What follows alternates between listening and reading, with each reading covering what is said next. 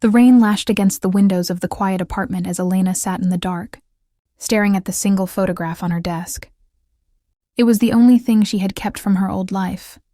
A picture of her sister, Isabella, smiling under the summer sun.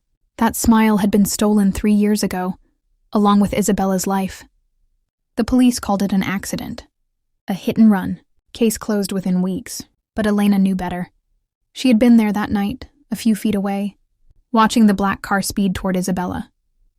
She had seen the driver's face lit by the glow of the streetlight. Martin Hale, the powerful businessman who thought money could erase sins. And it almost had. He bought the silence of witnesses, buried the case with bribes, and laughed at Elena's grief in court when the charges were dropped. That night, something inside her broke. For 3 years, Elena disappeared. To the world, she was a grieving sister who moved away to heal.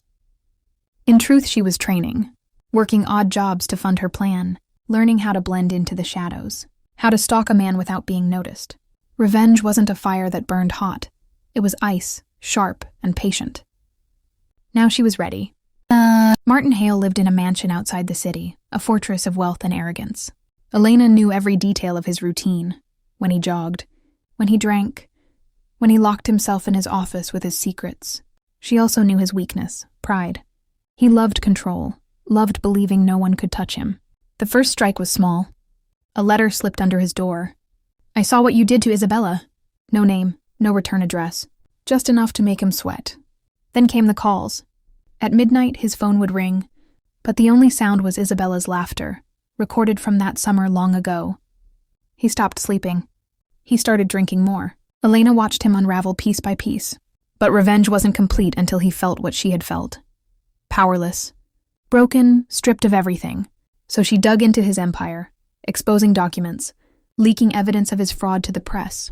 His reputation cracked, his company collapsed, and his allies abandoned him. Finally, when he was alone, desperate and paranoid, Elena made her move. One rainy night, Martin returned to his mansion to find the lights out. He called for his staff, no one answered. In his study, a single candle flickered, illuminating a photograph on the desk, Isabella's smile.